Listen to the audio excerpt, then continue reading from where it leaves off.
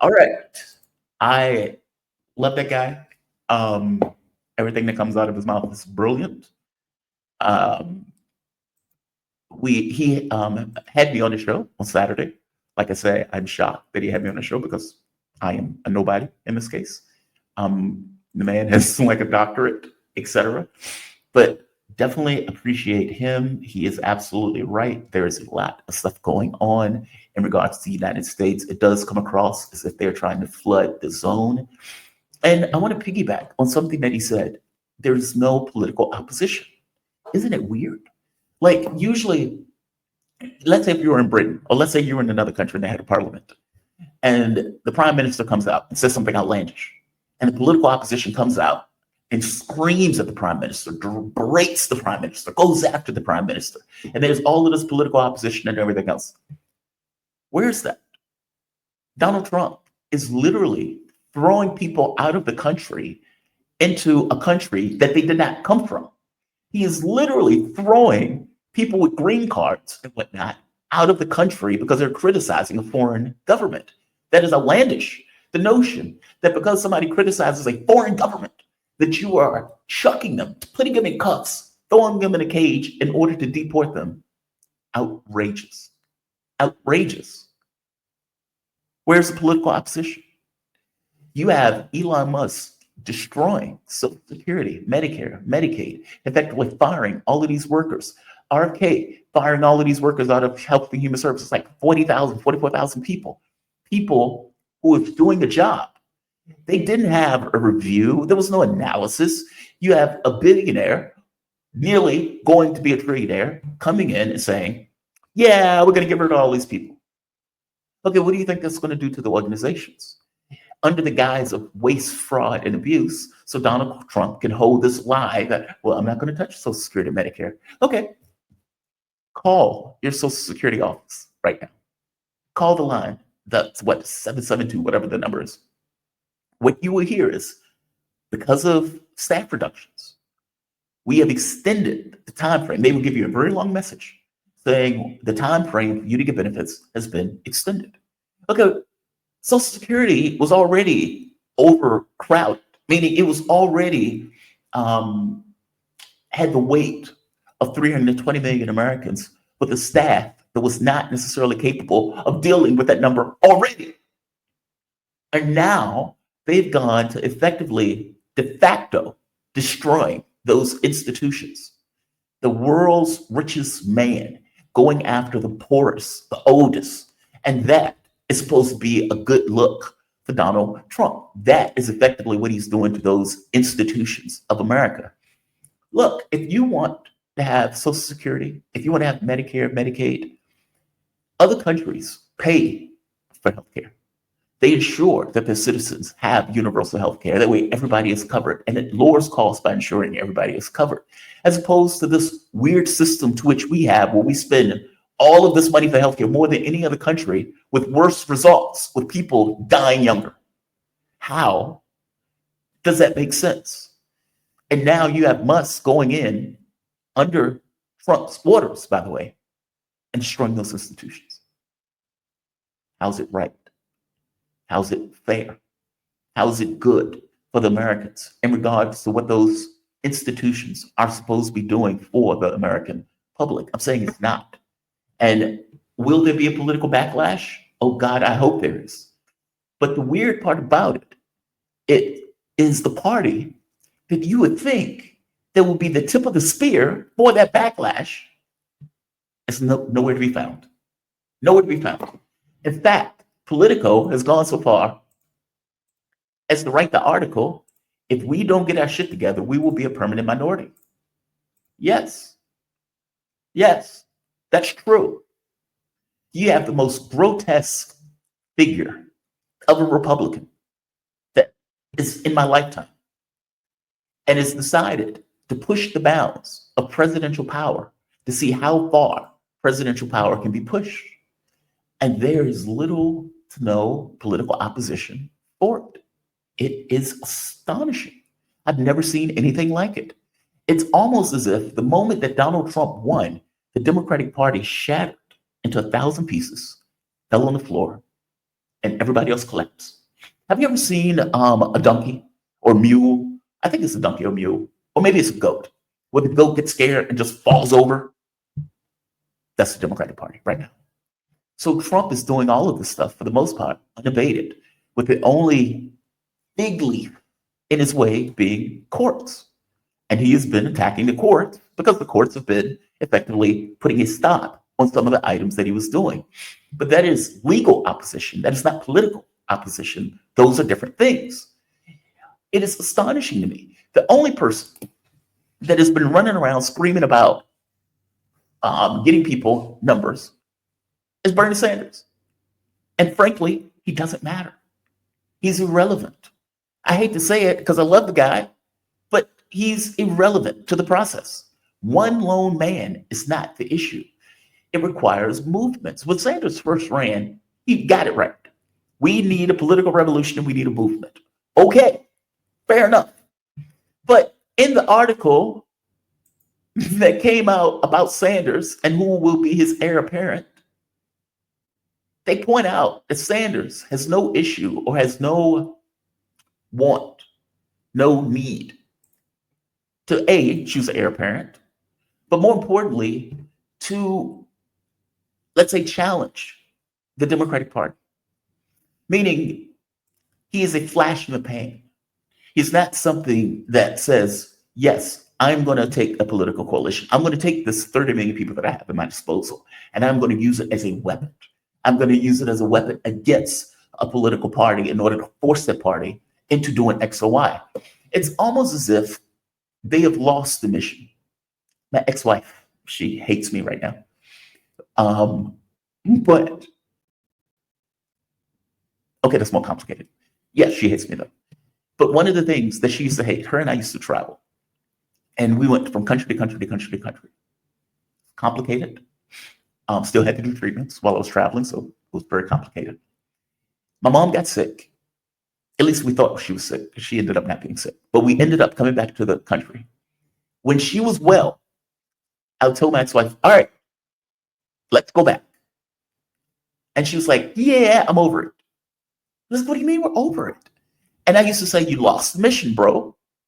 And after a while of me saying that, she was like, stop saying that. But it's true. You lost the mission, bro. And what I meant by that was we had same pageness. We knew what we were doing. And it was a beautiful thing when people know what they're doing. Meaning when you have a coalition of people, everybody's on the same page. There is one mission and everybody's on that mission. Oh, it is a beautiful thing. It is a beautiful thing. You lost the mission. And I'm saying that is true for the Democratic Party. They've lost the mission. What was supposed to be a political institution that was supposed to fight for certain values, fight for certain ideals, fight against the political opposition and preventing them from accomplishing their political ideas, almost as if you're in a low-level military conflict, with the notion being we are trying to win, and winning in the context of passing these things that we and the public that backs us believes in. They've lost the mission. As opposed to being a political instrument as a tip of a spear, they've become this kind of weird fundraising cultish mechanism where they get a bunch of money from donors and put somebody up who does absolutely nothing because for the money from their donors, meaning they're just a finger in the dike. They're not something that is actually moving to get anything accomplished. And I hate to tell you, if you're not moving, that's just death. If you're not making progress, you are dying. That political party is dying. They don't seem to understand what they're doing. They don't seem to be able to represent anything. They don't seem to be able to get anything accomplished. And for a grotesque figure like Donald Trump, they can't even win the election. And once Trump won, they shattered. I strongly suspect the reason they shattered has everything to do with the fact that they organized themselves entirely around resistance to Trump. Meaning it wasn't like we represent and want Medicare for all. We represent and want to increase the minimum wage. We represent and want to expand Social Security, meaning eliminate it. barrier or that deadline that's associated with millionaires where they don't have to pay anymore. Get rid of it. Social Security solve it forever. Not to mention stop stealing from it. But we represent these things. These are the things that we want to get accomplished. Put us in office. This is what we'll do. We'll do that for the American public. Damn it, we'll do it. That's what we believe in. And you got your Project 2025 for the Democratic Party with all of those things listed. Judge us by what we get accomplished. That is different than what they are. That, at the very least, gets very clear. This is what we represent. We're not into this woke stuff. This is economic populism. I'm not gonna, go after you if you mispronounce somebody's pronoun. I'm not gonna lose my mind, nor am I gonna support trans kids. I'm not gonna do any of that stuff. We believe in economic populism. No more, no less. That is what we are. Here are the items we want to get accomplished. This is what we're gonna do. Now, the problem with that, of course, is when you go and say, hey, I need money for this. Well, we have healthcare. We have education. We're rich. We have we don't need Social Security. We don't need Medicare. We have all of these things already. So no, you're not getting money from us. So no, go pound sand. That is the issue. You have a political party that's supposed to represent items on the left while simultaneously getting money from the rich who don't want those things. And so what do? You get a milquetoast Democratic Party that takes a ton of money and gets nothing accomplished other than being entirely reflexive to Donald Trump. And so that political party that is entirely reflective to Donald Trump, when he won, they shattered, as opposed to actually having something that they represent. It's one thing if your tip of the spear is, here are the items we want to get accomplished, and this is what we're fighting over. This is what we're fighting for. Put us in. We believe in this. We believe in it. We get up in the morning, we believe in it. We go to sleep at night, we believe in it. That is not who they are. And because it's not who they are, they had nothing else to fall back on. They had nothing else what they actually believed in. It was a vacant, empty suit of an institution that was effectively shattered when Donald Trump hit it with a hammer by winning the election. The notion that the party of workers loses workers is amazing.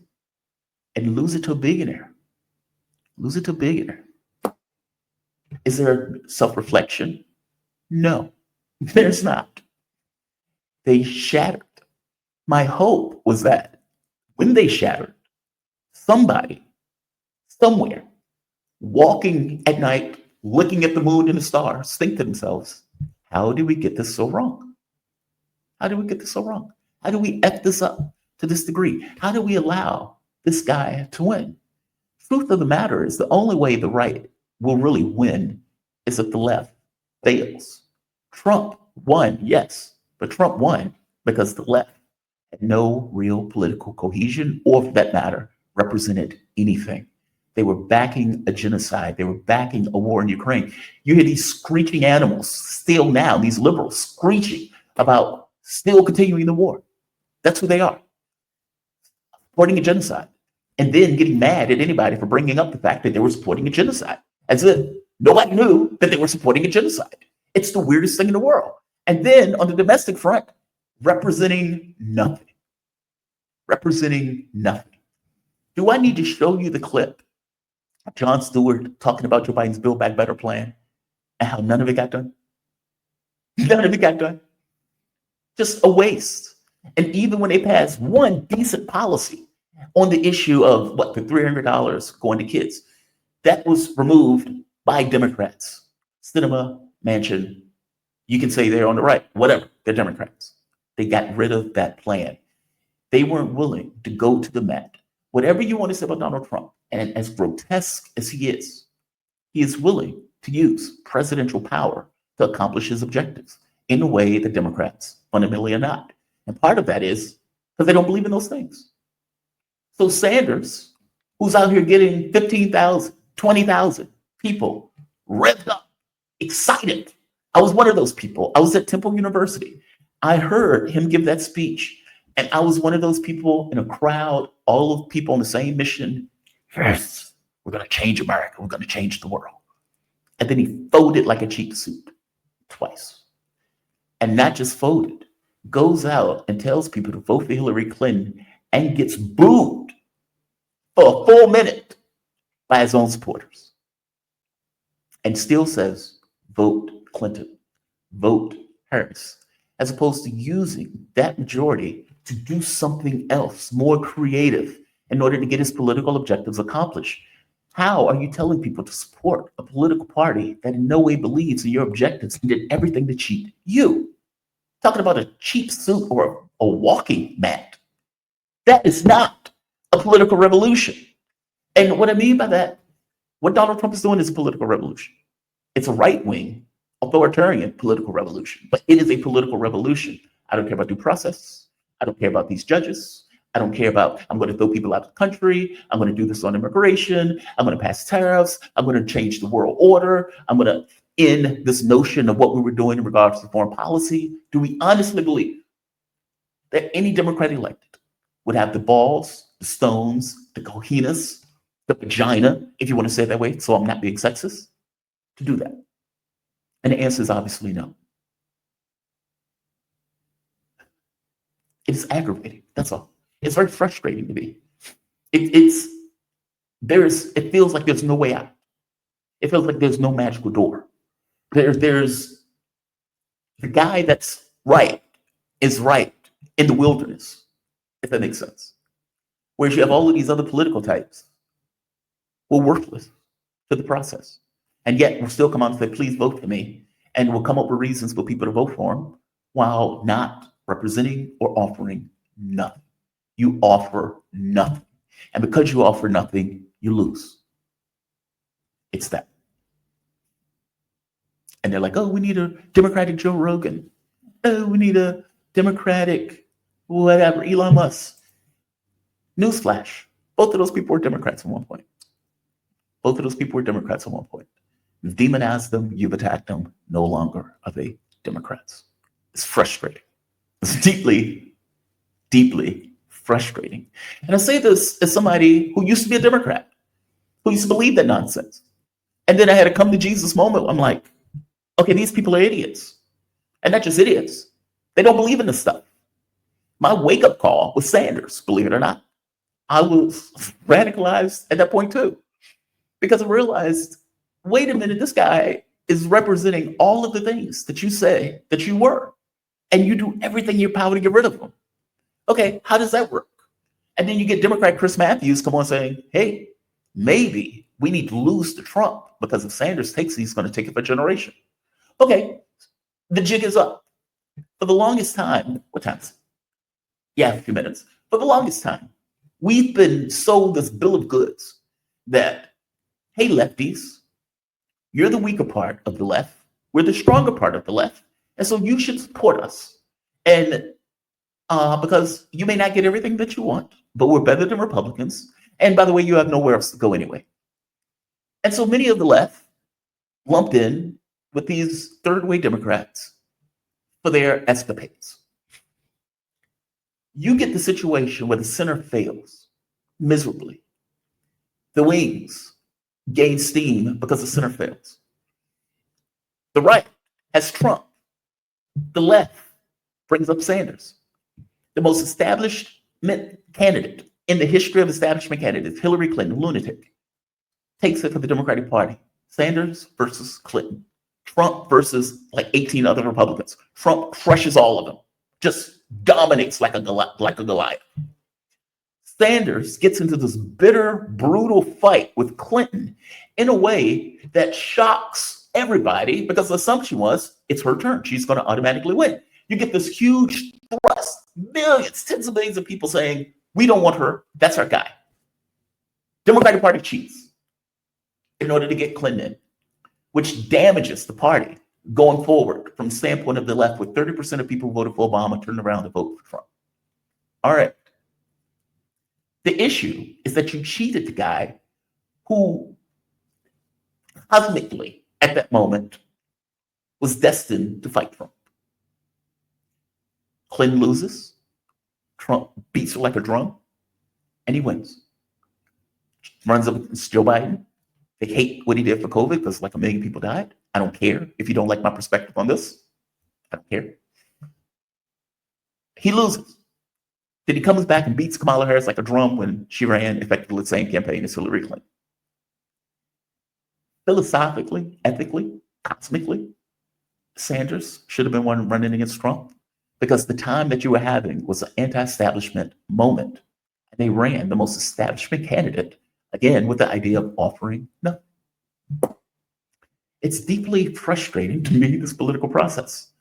And for whatever it's worth, it doesn't seem to be changing. Doesn't seem to be changing. I want to go to my chat for a bit. We have Chima Madu. White folks in the West believe they can destroy the rest of the world without any consequences for themselves. The migrant crisis is well deserved. That is true. That is true. But keep in mind, Obama wasn't white and he was still carrying on the same thing.